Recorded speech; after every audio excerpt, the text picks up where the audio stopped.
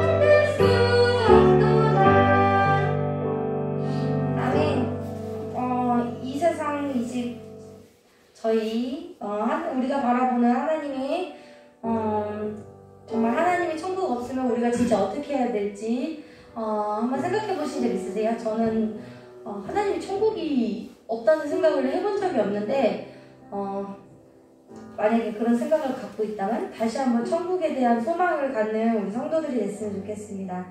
하나님께서 우리를 통해서 우리의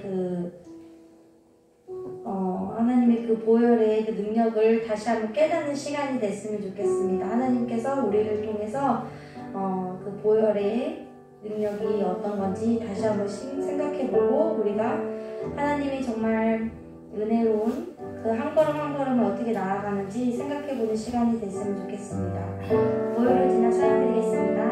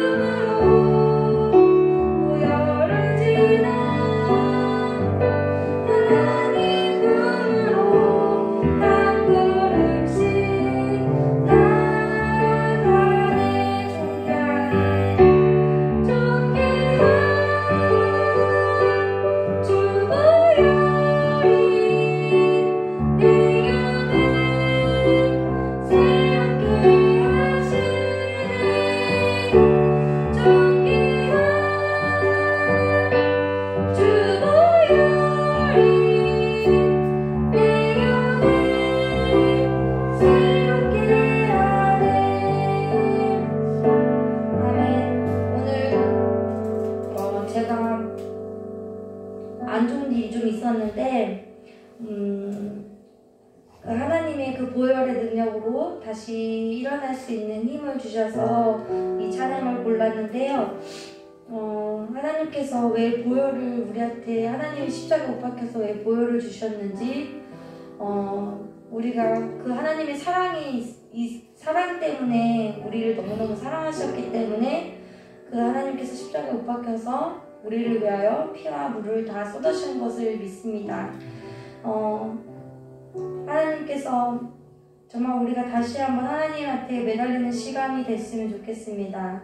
정말 거짓 없고 신실하신 하나님의 그 사랑이 우리를 다시 일어나키고 다시 하나님한테 돌아올 수 있게 하는 은혜의 시간이 됐으면 좋겠습니다. 그 사랑 찬양드리겠습니다.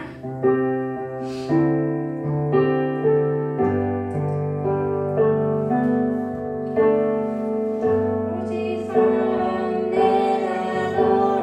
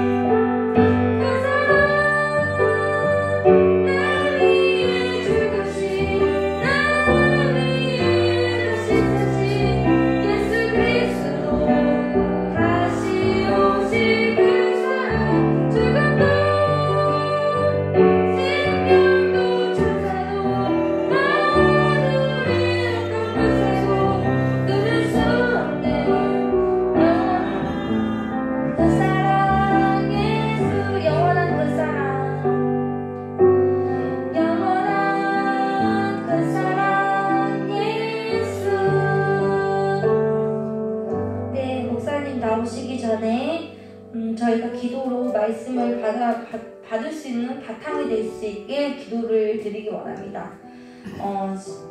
만약에 지금 이 자리에서 신랑하고 지금 이 공간이 아니라 영상을 통해서 예배드리는 모든 사람들이 하나님의 말씀을 듣는 그런 하나님의 그 말씀에 들을 수 있는 우리가 그 밭이 될 수 있게 기도로 다지는 시간이 됐으면 좋겠습니다. 기도드리겠습니다. 하나님 아버지 감사합니다. 오늘 주님께서 아버지 나에게 이전에 나오게 하시고 하나님께서 이전에서 아버지 예배드리게 하시고 주님들이 하시고 감사합니다. 하나님 아버지 목사님 말씀을 들었을 때 내가 그 목사님 말씀을 들어서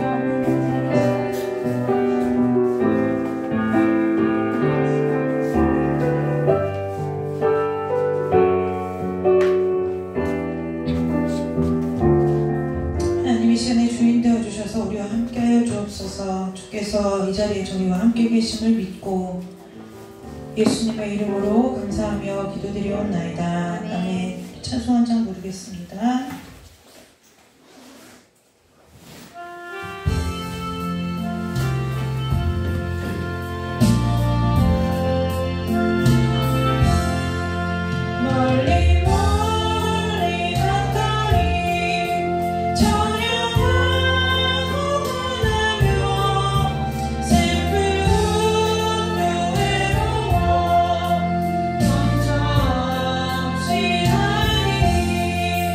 Yeah.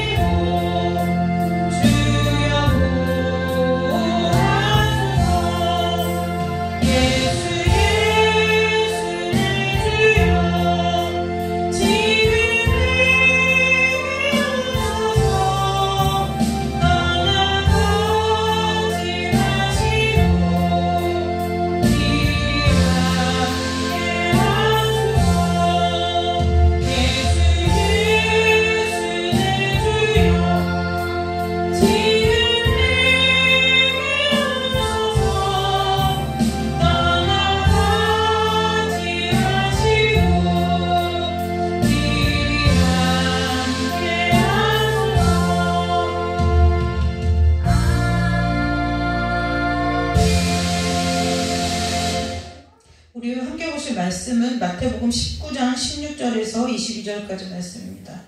마태복음 19장 16절에서 22절까지 말씀 우리가 함께 보도록 하겠습니다.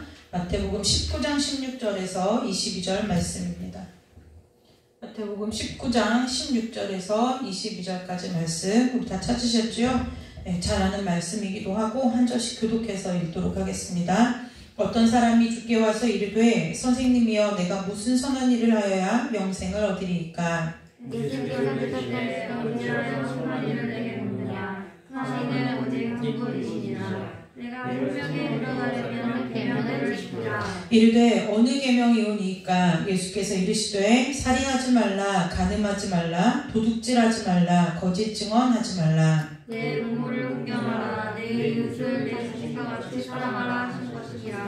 그 청년이 이르되 이 모든 것을 내가 지키었사온데 아직도 무엇이 부족하니까? 예수께서 이르되 내가 공경을 원할 텐데 가서 내 소유를 팔아 가난한 자들에게 주라. 그리하면 하늘에서 보화가 내게 있으리라. 그리고 와서 나를 따르라 하시니. 함께 읽겠습니다. 그 청년이 재물이 많음으로 이 말씀을 듣고 근심하며 가니라. 기도하겠습니다. 하나님, 우리에게 하나님께서 주신 말씀에 진리를 발견할 수 있는 은혜를 이 시간에 허락하여 주시기를 간절히 원합니다.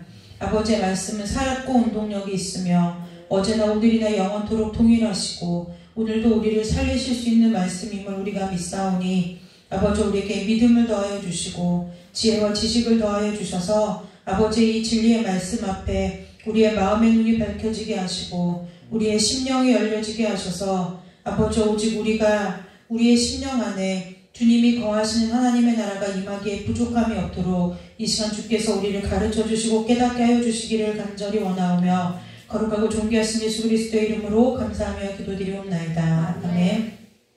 앞으로 몇 주간은 마태복음 18장부터 20장을 좀 함께 나눌까 해요. 그래서 본문을 여러분들이 잘 숙지하고 계셔야 우리가 제가 어떠한 얘기로 우리가 은혜를 나누든지 함께 따라갈 수 있으니까요. 바쁘시면 금요 예배 오시기 전에만이라도 마태복음 18장에서 20장을 좀 읽으시고요.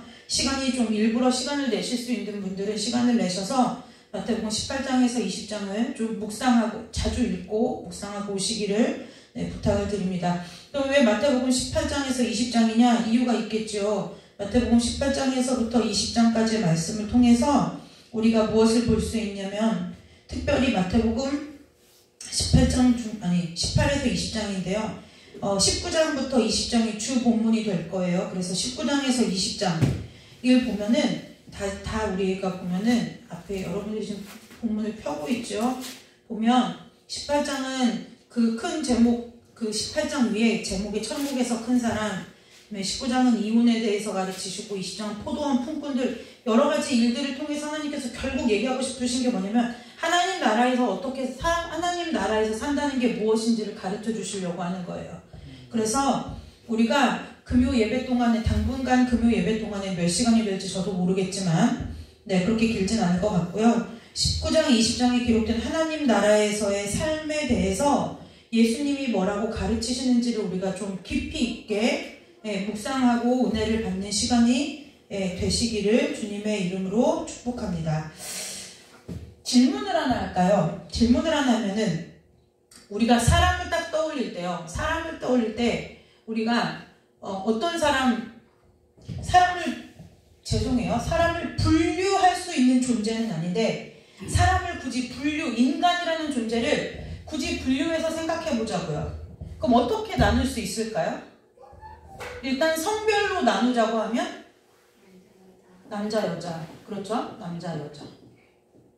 핵심이에요. 남자와 여자. 그 외에 다른 성은 하나님이 지으신 바가 없어요.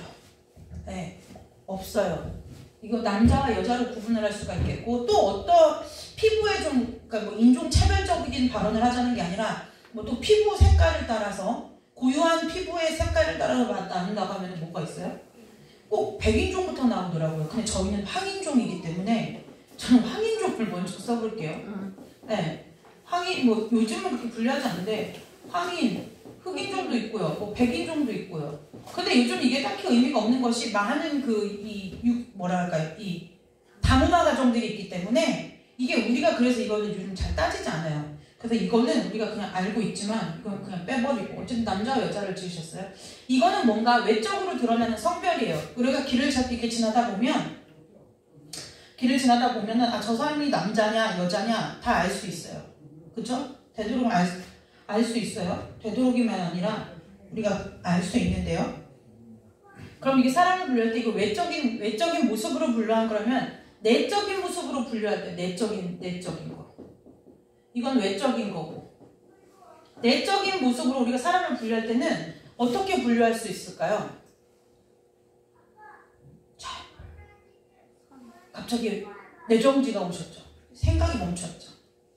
쉬운 거 쉽게 생각하자고요. 우리 청년들이 배우자를 만날 때 좋은 사람을 만나야 돼요. 나쁜 사람을 만나야 돼요?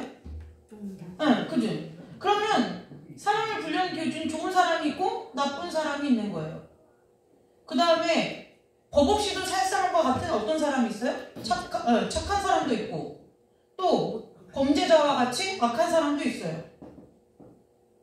네. 그러면 부자인 사람이냐 가난한 사람 이건 재물의 그거니까 이렇게 있겠고 뭐 이렇게 그쵸? 그런데요 성경은 이 모든 것이 여기에 정답이 있을까요? 없을까요? 네, 없어요. 제가 맨날 질문하면 없다고 하는 것을 얘기하려고 질문하는 걸 아셔서 그런데 성경 그럼 이렇게 말할 수 있잖아요. 성경에는 의인이 있고 죄인이 있잖아요. 그럼 이건 뭐예요? 여러분들이 그럴 줄 알고 제가 한 번 더 생각을 했죠. 성경에는 의인이 있고 죄인이 있잖아요. 이게 의인이 있고 죄인이 있는 것이 착한 사람과 악한 사람과 뭐가 차이가 있느냐는 거예요. 자, 이 이야기가 핵심은 아니에요. 그래서 이제 지워볼게요.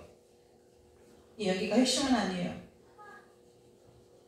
성경은 말씀을 통해서 볼 때 우리는 사람을 어떻게 분류할 수 있느냐, 사람을 어떻게 나눠볼 수 있느냐, 나쁜 사람과 그러니까 악하냐, 선한 사람이냐, 악한 사람이냐 나눌 수 있을까요? 없다는 거예요. 성경에는 두 가지의 사람이 존재해요. 하나는 우리 모두 성경의 가장 큰 대전제는 뭐냐면 우리 모두 다 뭐라는 거예요? 죄인이다.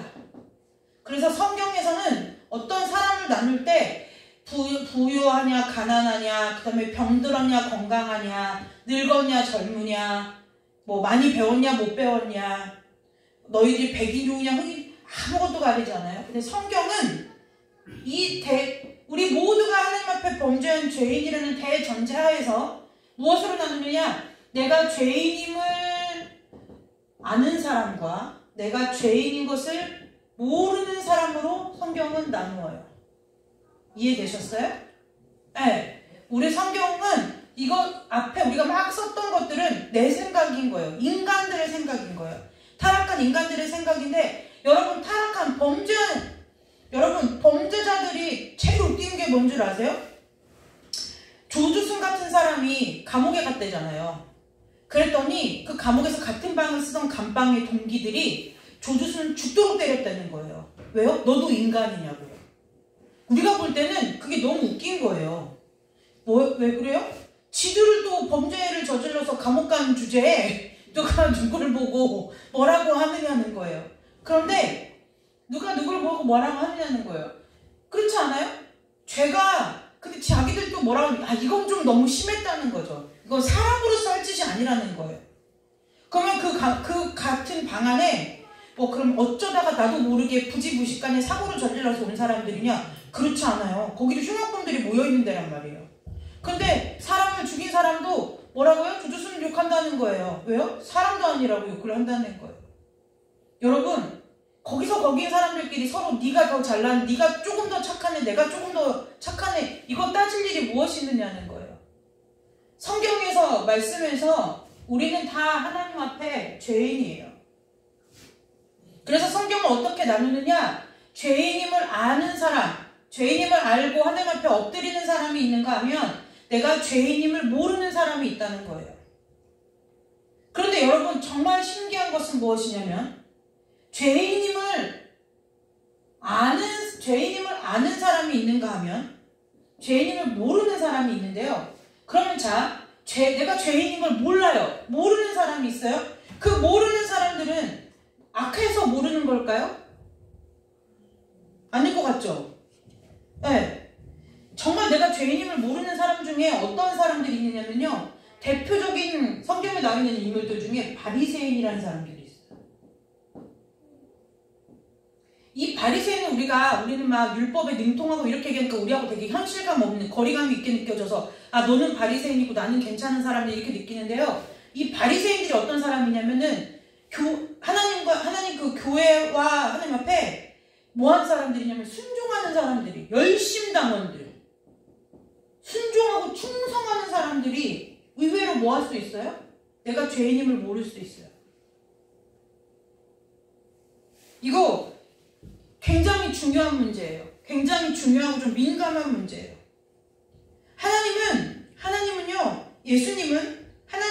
하나님께서 예수님을 이 땅에 보내셔서 하신 일은 무엇이냐면은 너희들이 아무리 백날 천날 노력하고 도덕적으로 살고 선하게 살고 긍휼과 구제 사역을 아무리 노력해도 뭐예요? 1번이나 2번이나 다 똑같이 하나님의 은혜를 필요로 하는 죄인이라고 하는 거예요. 이게 왜 하나님의 죄인임을 모르는 사람이 왜 순종하느냐? 이것이 왜 충성하느냐? 이것이 자기도 모르게 뭐예요? 구원의 자격처럼 여겨지거든요. 자기의 믿음이 조금 더 나은 사람처럼 여겨지거든요. 우리가 이러한 우를 범할 때가 굉장히 많이 있다는 거예요. 자, 마태복음 18장에서부터 20장까지 우리가 함께 읽어 드리기로 했는데요. 우리가 함께 이제 묵상하기 때문에 전체적인 흐름은 여러분들이 좀 한 번 정도 읽고 오시는 다음 주에 하기로 하고요. 우리가 오늘 19장 20절에서 맞죠? 마태복음 19장에 있는 재물이 많은 청년, 때로는 부자 청년이라고 말하는 이 재물이 많은 청년의 비유를 우리가 보았어요. 19장 16절에서 우리가 22절 결론이 뭐냐면 그 청년이 재물이 많음으로 이 말씀을 듣고 근심하며 가니라 라는 말이 결론이죠.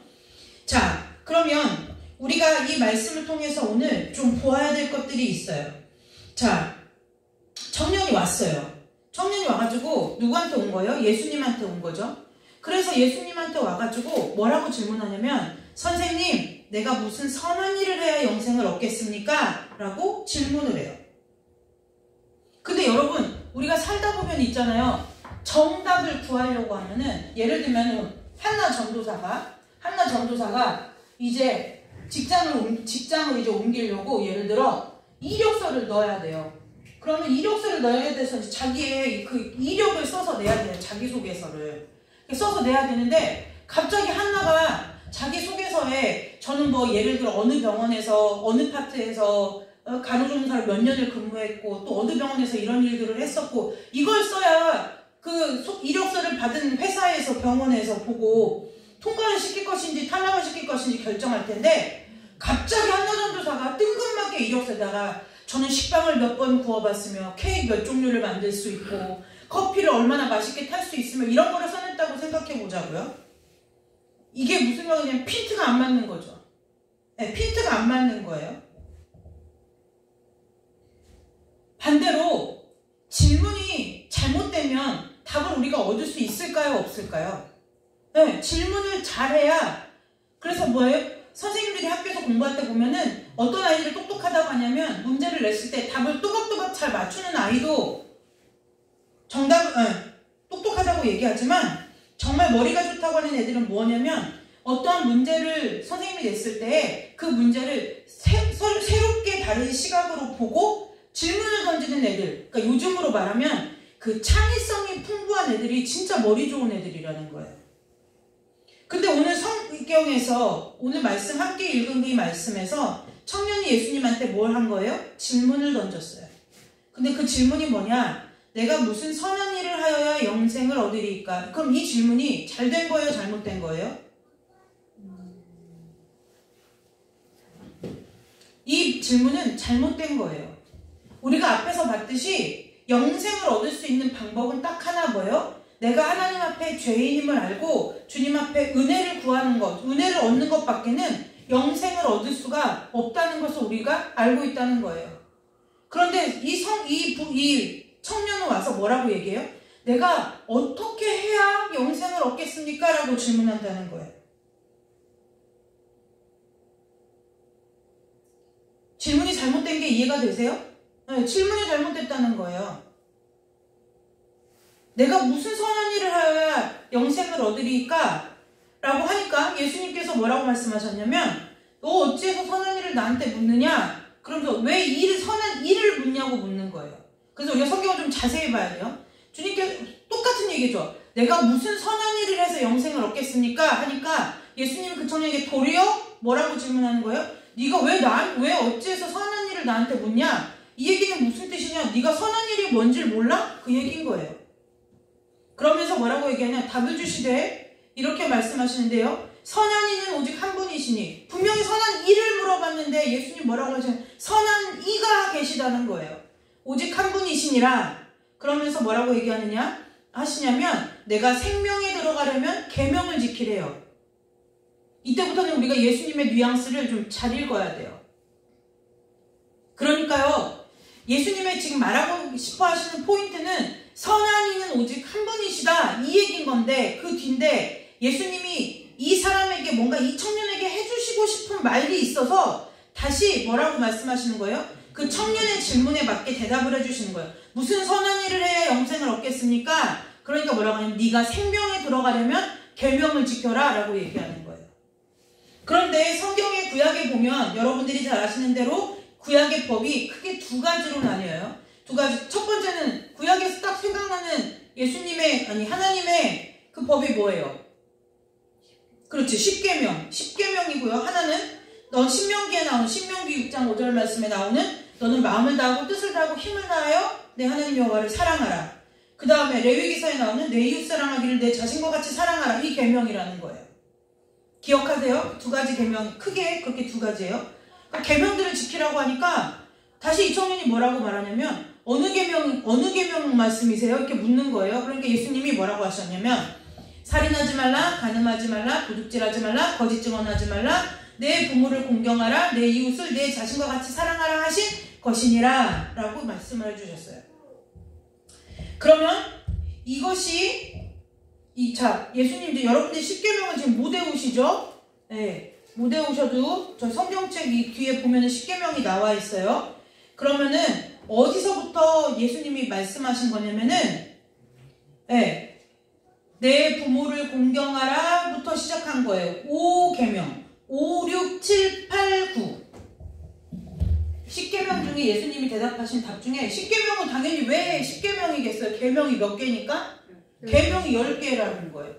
근데 10계명 중에서 5번부터 9번까지만 하나님께서 예수님이 지금 말씀하신 거예요. 그랬더니 5번부터 9번을 얘기했더니 이 청년이 뭐라고 하냐? 이거 다 지켰다는 거예요. 이 모든 것을 내가 지켰는데 아직도 무엇이 부족하니까? 라는 말은 여기서 부족하다라는 뜻의 원어를 살펴보면 이게 무슨 뜻이냐면은 내 노력이 좀 아직도 부족합니까? 이거 다 지켰는데요. 네. 뭐가 못 지킨 거 있느냐는 거예요. 내 노력이 부족하냐고 물어보는 거예요. 그러니까요. 21절에 뭐라고 말씀하시냐? 그 다음에 19절에 뭐라고 그러니까요. 그리고 나서 19절에 뭐라고 말씀하시냐면은 내 부모를 공경하라까지 하고 그 다음에 내 이웃을 내 자신과 같이 사랑하라. 아까 구약에 있어서 법이 두 가지가 있다고 했어요. 그죠?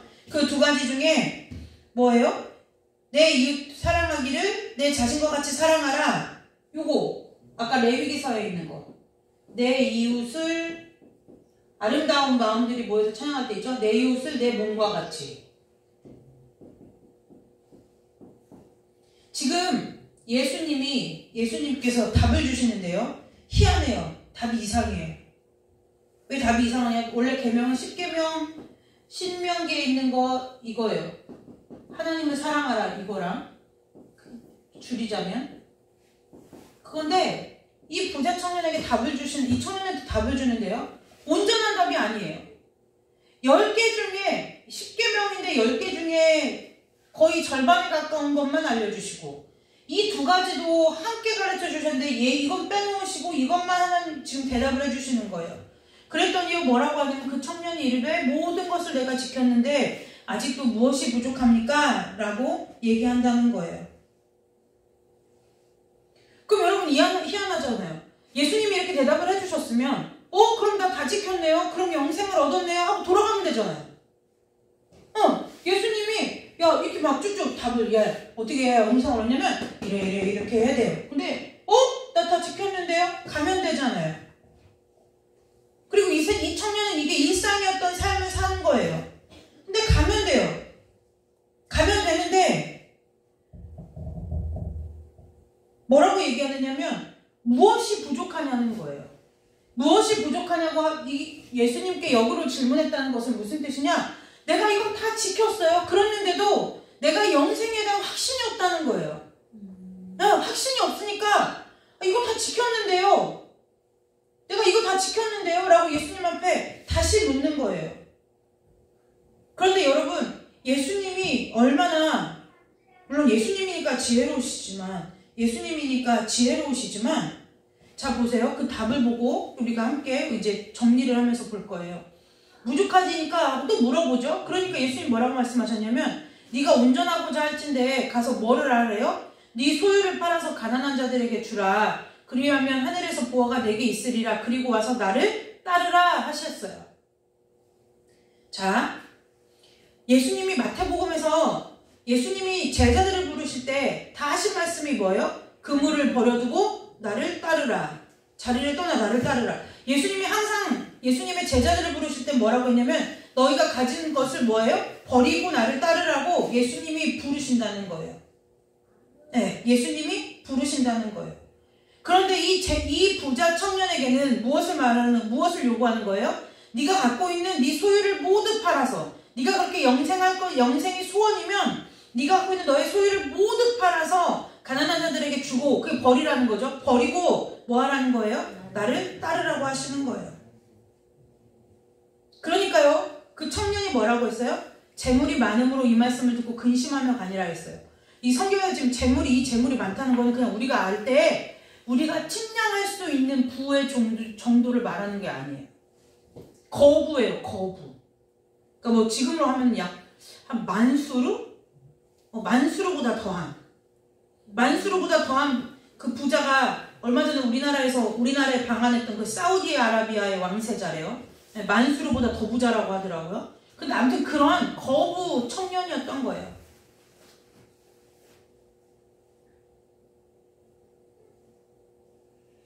우리가 이제 이 말이 좀 정리가 되셨어요?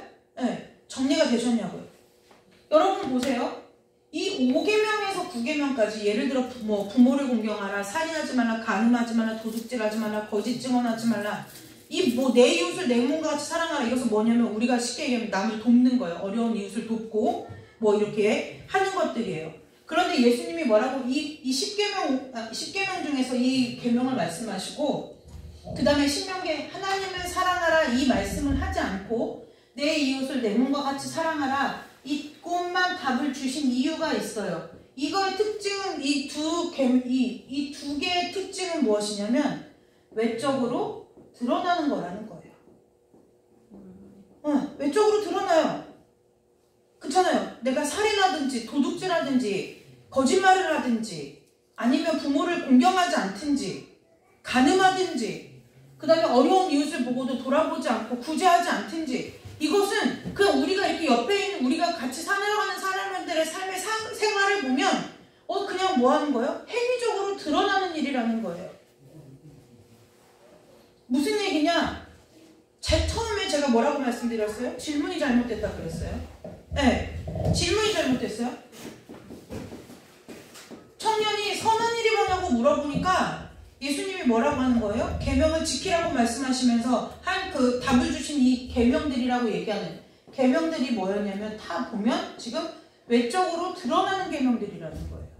어느 누가 봐도 이것은 지켰는지 지키지 않았는지 알 수 있는 거라는 거예요.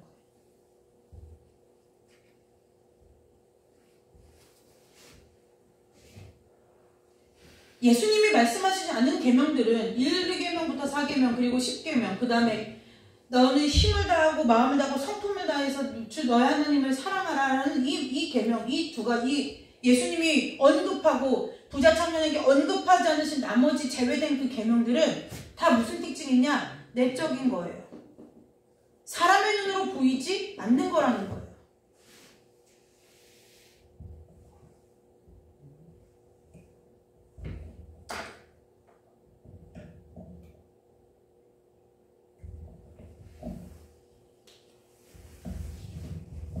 여러분, 교회에서 우리가 교회 생활하다 보면은 시험 듣는 사람들 있죠.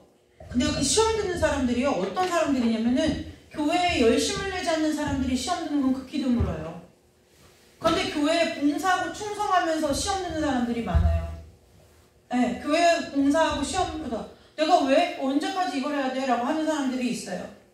그런데요, 그 사람들이 어떤 사람들이냐? 이 부자 청년 같은 사람들이라는 거예요. 이게 무슨 얘기예요? 예수님 앞에 와가지고 무슨 얘기를 하느냐? 예수님이 높다, 크다 이 얘기를 하는 것이 아니라 이 청년이 분명히 뭐예요? 예수님한테서 어떠한 답을 얻을 만큼 지혜 있는 분이라는 그 예수님 앞에 와서 뭐 하는 거예요? 당당하게 말하는 거예요. 지금 예수님이 말씀하신 계명들 나 다 지켰는데 뭐가 부족합니까? 라고 얘기하는 거예요. 질문이 잘못됐다고 처음에 말씀드렸어요. 이 청년이 이렇게 질문한 의도는 무엇이냐? 이 사람은 거부이기 때문에 인생의 모든 것이 다 돈으로 값을 치를 수 있다고 생각했던 거예요. 예수님이 이 청년에게 짚어주고 싶으셨던 것은 뭐냐면 그 청년이 그렇게 계명을 다 지키고 외적으로 문제없이 살아갔지만 너 역시도 마찬가지로 내 은혜 아니면 영생을 얻을 수 없는 사람이라는 것을 드러내고 싶으셨던 거예요. 그래서 뭐예요? 겉으로는 네가 하나님의 계명들을 다 지키는 것 같지? 그런데 너가 지키는 그 모든 계명들이 다 뭐 한 거예요? 빼먹은 게 더 많아요. 겉으로 드러나는 것은 다 했다는 거예요. 당연히 이 정도의 이 정도의 신앙의 생활을 했던 이 청년이라고 하면 당연히 뭘 했을까요? 그 바리새인들이 내가 일주일에 몇 번을 금식하고 10일 몇 조를 바치고 당연히 11조도 했을 거라는 거예요. 자기의 소유에 맞게요. 이 청년의 질문이 잘못된 것은 무엇이냐? 자기가 선한 일을 할 수 있는 존재라고 자기 존재에 대해서 인식 자체를 아까 서두에 얘기한 것처럼 자기 자신에 대한 인식 자체를 잘못하고 있다는 거예요. 응, 잘못하고 있다는 거예요. 내가 꽤 괜찮은 사람이어서 나는 부자이고 선한 일을 해서 내가 뭐 한다는 거예요? 내가 원하는 그 영생을 얻을 수 있을 거라고 생각했다는 거예요. 마태복음 바리새인과 세리의 그 기도가 나오죠. 세리가 얘기하는 게 뭐예요? 내가 감히 하나님 앞에 엎드려 눈을 들지도 못하겠다고 고백해요. 우리는 그것을 단순하게 바리새인의 기도는 외식하는 기도이고 세리의 기도는 하나님 앞에 엎어지는 기도다. 그것을 얘기하는 것이 아니라 아주 가장 기본적으로 나라는 존재를 하나님 앞에서 어떻게 인식하고 살아가느냐의 차이를 보여준다는 거예요.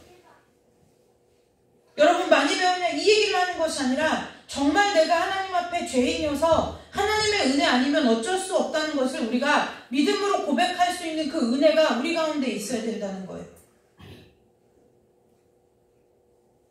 결국 뭐예요? 예수님이 너가 그렇게 정말 그 어떠한 대가를 치르고도 영생을 얻기를 원하면 뭐 하라는 거예요? 너의 모든 소유를 다 팔아서 가난한 자들에게 주라는 거예요. 다 팔아서 주래요. 그리고 뭐예요? 와서 나를 따르라는 거예요. 그랬더니요, 그러면 정말 이 청년이 이 청년에게 있어서 영생을 얻는 일이 그 어떠한 것보다 값진 일이었다면 여러 가지 내가 갖고 있는 내 소유물 중에 하나로서의 영생이 아니라 정말 영생을 얻고 싶은 것이 이 청년의 진짜 소원이었다면 삭개오가 그랬던 것처럼 하지 않겠느냐는 거예요. 그런데 뭐예요? 22절에 이렇게 말해요. 그 청년이 재물이 많음으로 이 말씀을 듣고 근심하며 갔대요. 근데 우리나라의 성경이 좀 번역이 잘못됐어요. 원래 원어 성경에 보면 근심하며 간 게 아니라 슬픔에 잠겨서 갔다는 거예요. 왜 슬픔에 잠겨서 갔느냐? 아, 이건 얻을 수가 없겠구나 이거예요. 얻을 수가 없겠구나. 왜요? 왜 얻을 수가 없어요? 예수님이 분명히 답을 줬잖아요. 네가 가진 거 다 뭐하라고요? 네 소유를 다 팔아서 가난한 자들에게 줘라. 그리고 나를 따르라고 예수님이 마지막에 답을 주셨어요. 그런데요, 이 청년이 그러면 하면 될 거 아니에요. 하지 않아요? 아, 뭐예요? 결국 내 못하겠구나. 그러면 이 청년의 신앙은 진짜 믿음이에요? 외식이에요? 외식이라는 거예요. 이 청년 안에는 아직도 뭐예요? 영생이 내 삶의 이유와 목적이고 하나님을 힘써 사랑하는 것이 내 삶의 이유와 목적인 청년이 아니라 뭐 한 사람이에요? 이 청년은 계명도 다 지켜요. 다 한다고요. 신앙인의 본분을 다 해요. 그리고 하나님이 하지 말라는 것도 하지 않아요. 그런데 그 안에 자리 잡고 있는 자기가 섬기는 신은 하나님이 살아계신 하나님이 아니라 뭐예요? 자기가 가진 소유라는 거예요. 자기가 가진 소유라는 거예요. 우리 안에 이런 일들이 무지하게 많아요. 그러니 하나님의 나라가 임할 수가 없는 거예요. 다음 주에 23절에서부터 30절까지 나눌 거예요.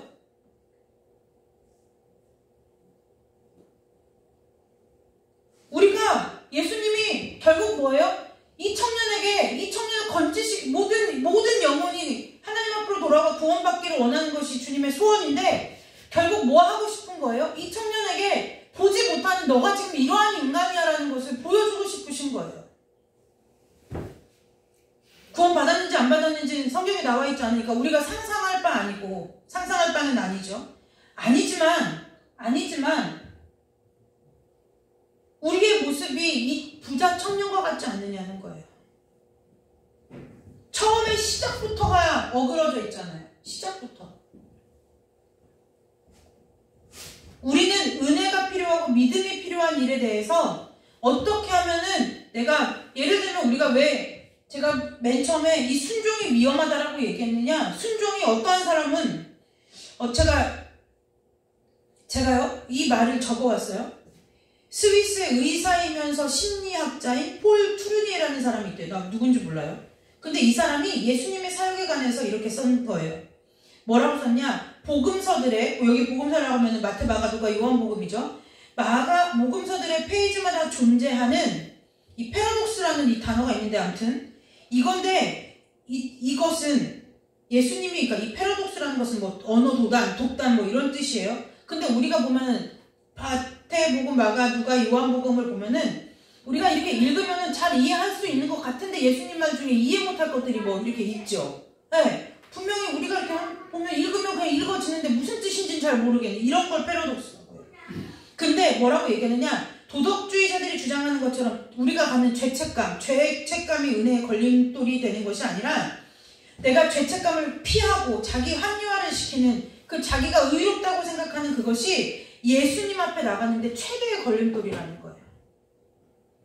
차라리 내가 죄책감을 인정하고 죄책감을 느끼면 하나님 앞에 엎드려서 은혜를 구하게 되는데 내가 죄책감을 인정하지 않는 거예요. 그리고 자꾸 뭐예요? 핑계하는 거예요. 핑계하는 거예요. 예를 들어 만약에 한나전도사가 저한테 사모님이 저한테 예전에 이렇게 말씀하셨는데 그 말씀 때문에 제가 너무 서운했어요. 이렇게 말을 하면은 그래 미안, 네가 그렇게 생각했으면 미안하다. 이렇게 하면 내가 잘 생각한다진 않지만은 너가 그 얘기를 해서 그 당시에 상처를 받았으면 내가 전도사님한테 미안해 이렇게 얘기를 하면 될 거를 내가 그렇게 했지, 내가 그렇게 말을 할 수밖에 없었던 이유는 하면서 이유가 길어지면 그것부터가 핑계라는 거예요. 그 핑계들이 하나님 앞에 나아가서 내 자신을 바라보게 하는 데에 최대의 걸림돌이 된다는 거예요. 이 청년도 마찬가지예요. 차라리 계명을 지키지 않고 막 살았으면 예수님이 이 말씀을 하실 때 이것도 못 지키고 저것도 못 지키고 그러면 어떻게 돼요? 근심에 두려움에 휩싸여서 주님 내가 어떻게 하면 되겠습니까? 라고 물었을 텐데 뭐라고 얘기하는 거예요? 예수님 말씀하신 거 내가 안 지킨 게 뭐 있느냐는 거예요. 여러분 순종이 우리를 구원하지 못해요. 순종은 구원과 관련이 없는 거라고요. 순종으로 우리가 영생을 얻는 것이 아니에요. 그런데 우리의 신앙이 나라는 존재의 인식이 처음부터 잘못되면 마치 무엇이 되느냐, 순종하면 내가 모든 것이 다 되는 줄 착각하는 이상한 믿음 가운데 빠지게 된다는 거예요. 베드로가 이렇게 묻죠. 내가 몇 번 용서해야 됩니까? 그게 무슨 얘기예요? 자기가 좀 해보겠다는 거예요. 굉장히 미련한 질문이에요. 그러니까 예수님이 뭐라고 말해요? 70번씩 7번이라도 용서해라. 그러니까 뭐 70번도 성경의 완전수고 7도 성경의 완전수니까 너 할 수 없다, 뭐 이런 결론은 그 얘기가 맞아요. 그런데 어찌됐든 베드로가 그 얘기를 할 때 뉘앙스도 뭐냐? 내가 할 수 있다는 거예요. 내가 하나님 앞에 나아가는데 할 수 있다는 거예요. 베드로가 이렇게 얘기하는 거죠. 그러니까 요즘 말로 바꿔 얘기하면 도대체 내가 어디까지 얼마만큼 참아야 이제 그다음부터는 내가 용서하지 않고 내 마음에 합한 대로 말하자면 상대를 징계할 수 있습니까? 이런 뉘앙스라는 거예요.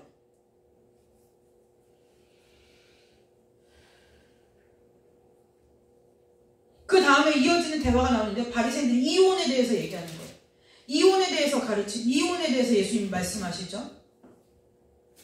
그런데 3절에 바리새인들이 이렇게 물어봐요. 예수께 나와서 시험에서 이르되 사람이 어떤 이유가 있으면 그 아내를 버리는 것이 옳으니까. 이 질문이 잘못된 거예요.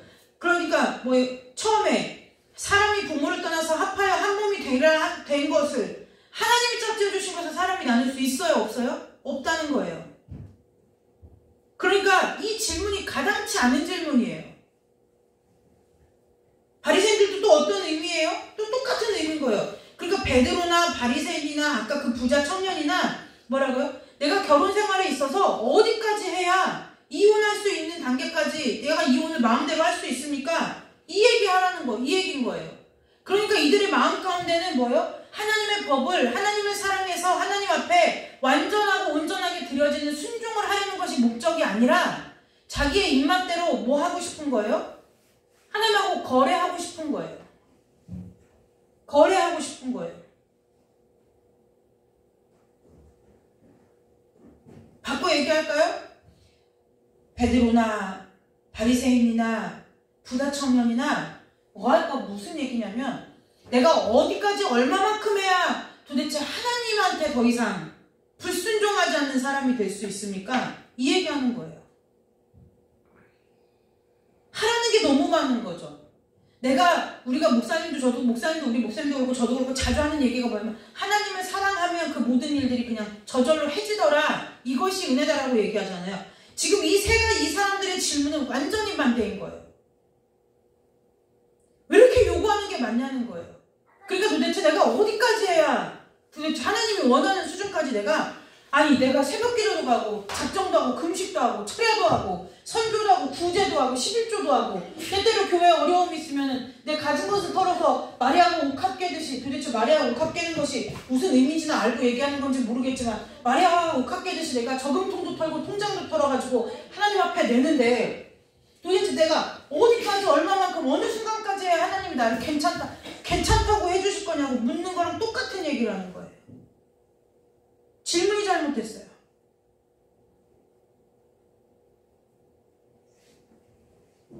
이게 바꿔 얘기하면 무엇이냐? 내가 하나님을 좀 관리하면서 살아야 되겠다는 거예요. 내가 하나님의 피조물이 아니라 내가 살기 좀 편하게 하나님을 좀 적당히 화나지 않고 삐지지 않고 나에게 안가품하지 않고 복수하지 않은 수준으로 하나님을 좀 내가 관리하면서 살아야 되겠다는 거예요. 하나님이 당뇨병이에요? 혈당 관리하면서 그냥 같이 내딛고 살게? 우리의 신앙 안에, 저와 여러분 안에 이러한 분명히 삶의 이러한 모습, 부자 청년과 같은 모습들이 있다는 거예요. 결국 부자 청년은 하나님을 믿고 영생을 얘기하지만 결국 자기 안에서 믿고 따랐던 것은 뭐예요? 돈이에요. 자기가 갖고 있는 소유, 자기가 갖고 있는 우상. 하나님을 섬긴 게 아니었다는 걸 하나님이 말씀해주고 싶으신 거예요. 그것이 누군가에게는 자기 자신일 수 있어요. 자기 애가 되게 강하든가 자기 연민이 심하든가 이것도 자기가 우상인 사람들이에요. 내가 왜 이렇게 살아야 되나? 나같이 불쌍한 사람이 없고 또 어떤 사람은 내가 막 너무 내 스스로가 너무 좋고, 어떤 사람은 명예죠, 명예. 그걸 못 내려놔요. 어디 가면 막 어디 대학교 나왔고 무슨 코스를 밟았고 막 떠받들어주니까 오셨냐고 하고 굽신거리고 인사받고 인사치레하고, 그러니까 그 명예를 못 버려요. 그러면서 찬송해요. 세상 즐거움 다 버리고 이 세상 부도 버리고 이 세상 명예도 버리고 내게는 뭐밖에 없다고요? 예수밖에 없다고요. 그 예수님이, 그러면 그런 사람들에게, 그런 저와 여러분에게 오늘 예수님이 똑같이 질문하실 거예요. 너희가 갖고 있는 모든 것을 버리고 나를 따르라. 따를 수 있느냐는 거예요. 어떤 사람이 따라요? 믿음이 좋은 사람이 따르는 게 아니에요. 내가 하나님의 은혜 아니면 살 수 없는 사람이라는 것을 깨닫는 자만이 그 길을 갈 수 있는 거예요.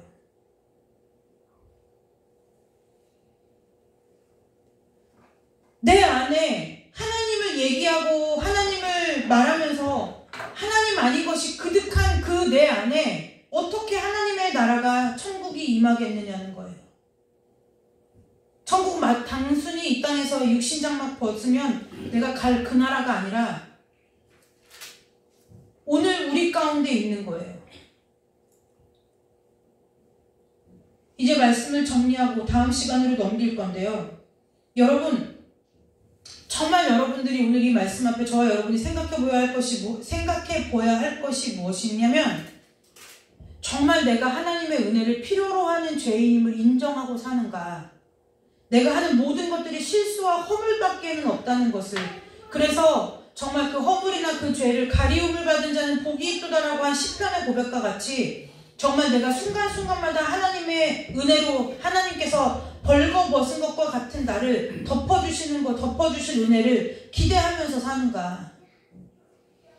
예를 들면 이런 거예요. 내가 못 배웠어요. 어떠한 형편에서도 못 배웠어요. 그 나의 무식감을 덮어주고, 그걸 말하는 것이 아니에요. 그걸 말하는 것이 아니라 정말 내가 생각하는 것마다 어쨌든 그냥 나라는 존재 자체가 하나님 앞에서는 뭐 내놓을 것이 하나도 없는 사람이어서 하나님의 은혜 아니면 설 수 없고 은혜 아니면 살 수가 없는 자라는 것이 저와 여러분의 심령 가운데, 각자의 고백 가운데 그것이 인정되어지는 그 믿음을 하나님 앞에 구해야 된다는 거예요. 그래야 천국도 소망이 되고요, 부활도 소망이 되고요, 내 아버지와 함께 사는 하나님의 나라도 소망이 되는 거예요.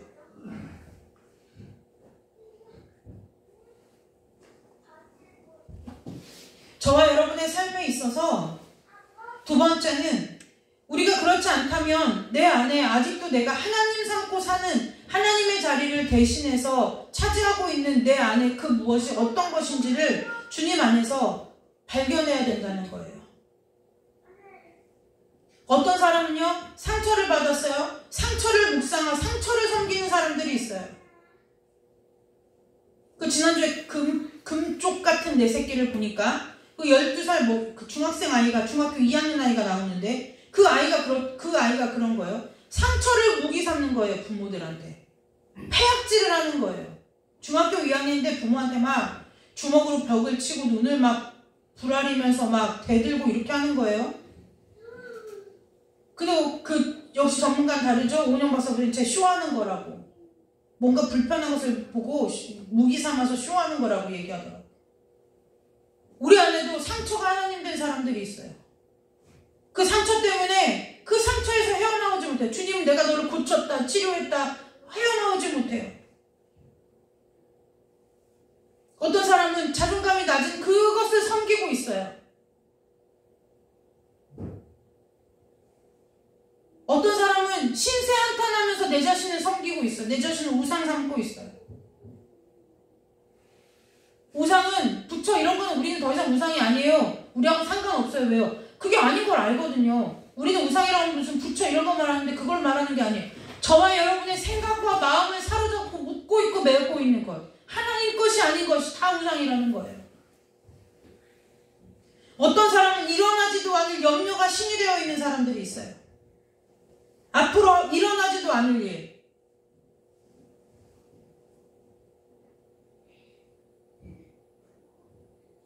어떤 사람은 자녀가 우상이 되어 있고, 어떤 사람은 부모가 우상되어 있고,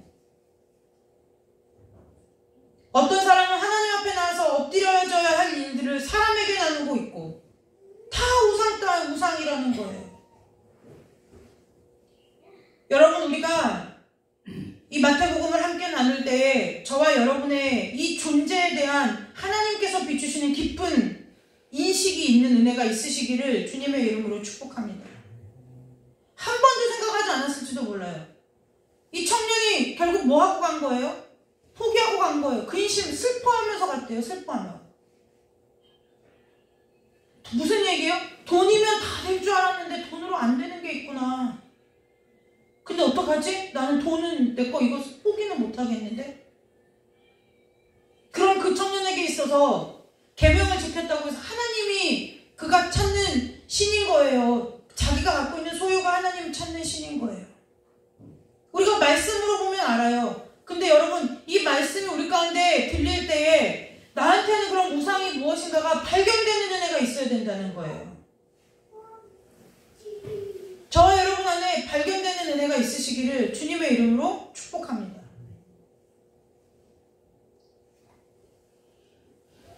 그렇지 않고서는 하나님의 온전한 은혜를 우리가 알 수 있지 않아요. 다 뭐 하는 거냐? 바리새인과 같이 흉내만 내는 거예요.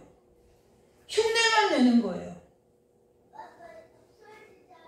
날마다 순간마다 저와 여러분과 함께 하시는 그 성령 하나님께서 우리를 깨우치시고 가르치셔서 정말 우리가 하나님 아니면 안 되는 존재로서 순간마다 날마다 하나님의 은혜를 구하며 사는 삶들이 되시기를 주님의 이름으로 축복합니다. 기도하겠습니다. 하나님, 잘 살았다고 자부했던 부자 청년도 결국 예수님 앞에서 근심하며 돌아갈 수밖에 없었던 우상을 숭배했던 사람임을 이 시간 말씀을 통해 깨닫습니다.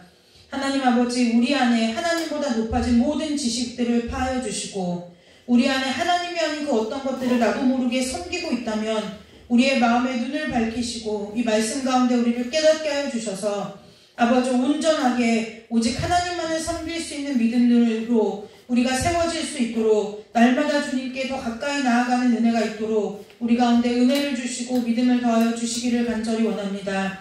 날마다 순간마다 주님의 도우심 없이는 살아갈 수 없는 연약하고 아버지 무능한 존재임을 주 앞에 고백하오니 아버지, 이 시간 우리와 함께하여 주셔서 날마다 주님의 은혜 가운데, 도우시는 은혜 가운데 살피시고 모든 출입을 지켜주시는 그 하나님의 은혜 가운데 이 땅에서의 삶을 청지기로서 성실하게 살아나는 귀한 하나님의 자녀들 다 될 수 있도록 주께서 은혜 내려주시기를 간절히 원하오며 거룩하고 존귀하신 예수 그리스도의 이름으로 감사하며 기도드리옵나이다. 우리 찬송 부르고 기도하겠습니다.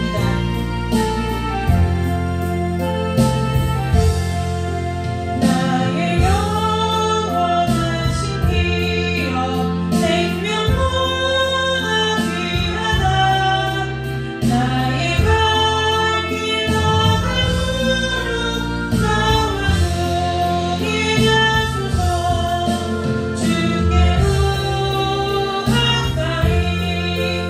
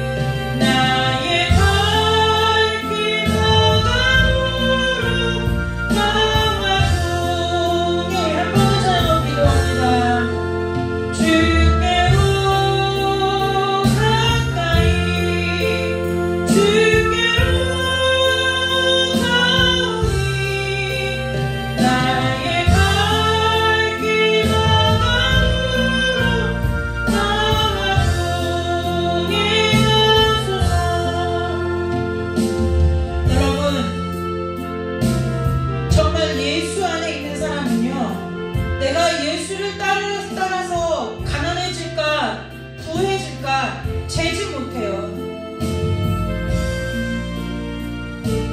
저와 여러분이 하나님의 오늘 이 말씀 앞에 우리 안에 있는 모든 내가 섬겼던 나도 모르게 또 알고도 섬겼던 모든 우상들이 파하여지고 주님 앞에 거룩하고 깨끗하고 정결한 교회로 서는 은혜가 있게 해달라고, 정말 내가 어떠한 사람인지, 여러분 내가 주님 앞에 보배로운 자녀고 주님의 사랑받기에 합당한 사랑받는 자녀라는 것을 우리가 깨달으려면요, 그게 정말 가슴에 사무치고 목숨에 사무치는 은혜가 되려면요, 내가 얼마나 가능성이 없고 내가 얼마나 못 배워서 못 가져서 내가 뭘 잘하지 못해서 이 기준이 아니라는 거예요. 그냥 나라는 인간이 얼마나 쓸모없고 가치없고 먼지 같은데 그런 나를 하나님이 여겨주셨는지, 자녀 삼아주셨는지, 생명 주셔서 사랑하셨는지가 깨달아져야만 내가 너를 사랑한다, 내가 너를 위해 십자가에 죽었다, 내가 너를 위해 처소를 예배하러 간다, 내가 너에게 평안을 준다,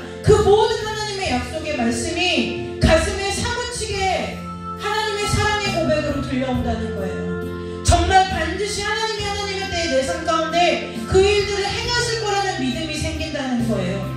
여러분 오늘 하나님 앞에 기도하며 나아갈 때에 하나님, 내 안에 있는 모든 우상들을 다 멸하여 주시고 내가 하나님의 거룩한 은혜 가운데 하나님의 거룩한 교회로 다시 한번 세움받게 해달라고 이 시간 나같이 마음으로 간절하게 기도하고 집에 돌아가도록 하겠습니다. 나같이 기도합니다.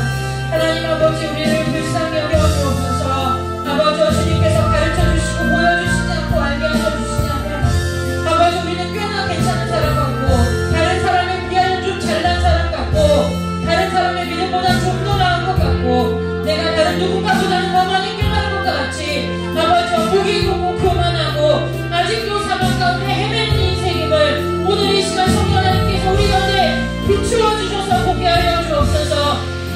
가망이 없었습니다. 가망이 없는 자가 아니라 생명이 없는 자였습니다. 가치 있는 자가 아니라 먼지와 같은 자였습니다. 내가 아무리 괜찮은 사람이 되려고 노력하여도 세상이 인정해 줄지 모르나 하나님 앞에서는 아무 쓸모없는 것이었습니다. 아버지 하나님, 우리가 주 앞에서 주님께서 우리를 건져주시기 전에 어떠한 존재였는지 성령 하나님께서 우리 가운데 밝히 비춰주시고 드러내 보여주시기를 간절히 원하옵나이다. 아버지, 내가 입으로 하나님을 부르고 하나님을 믿는다 얘기하지만 내 안에 얼마나 많은 탐심이 가득하고, 탐심은 곧 우상숭배라고 말씀하셨는데 아버지 하나님, 내 안에 얼마나 탐심이 가득하고 하나님이 아닌 다른 것들을 우상으로 삼고 아버지 힘으로 삼고 목숨같이 여기며 살아왔는지 내 자신의 더럽고 추악한 모습을 아버지 이 시간에 성령에 비추어 주셔서 보게 하여 주옵소서. 알게 하여 주옵소서. 하나님이 우리의 기도를 외면치 마시고 주여와 들으시고 응답하셔서 아버지 하나님, 이 시간에 우리 가운데 내 자신이 예수 그리스도 아니면 아무것도 아니고 아버지 공기 중에 떠다니는 멀쩡한도 못한 존재임을 아버지 이 시간 우리 가운데 깨닫게 하여 주시고 밝히 비춰주시고 보여주셔서 아버지, 우리의 삶을 드리는 것이 아니라 내 존재 자체가 하나님 아버지 앞에 엎드려지는 인생 될 수 있도록 아버지 우리에게 복을 허락하여 주시기를 간절히 원하옵나이다. 하나님 아버지, 알게 하여 주옵소서. 깨닫게 하여 주옵소서. 우리의 무지함을 벗겨주시옵소서. 아버지, 주의 지혜와 지식으로 덮어주시고 아버지, 우리의 더러운 모든 것들을 이 시간에 주의 십자가 보혈로 정결하고 깨끗하게 하여 주옵소서. 우리의 추악함을 보게 하여 주옵소서. 우리의 죄악됨을 보게 하여 주옵소서. 우리가 주 앞에 내어놓은 것이 하나도 없는 인생임을 알게 하여 주옵소서. 아버지, 알기를 원하옵나이다. 보기를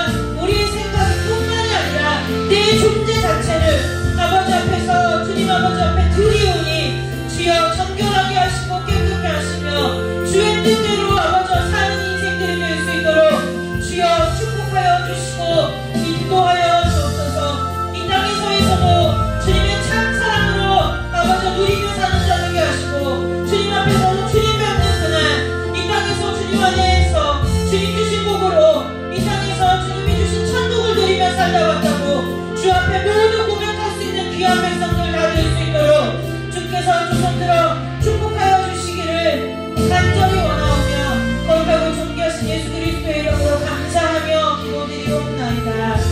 아멘. 우리 다같이 이 찬송 부르고 주기도문으로 예배 마치도록 하겠습니다.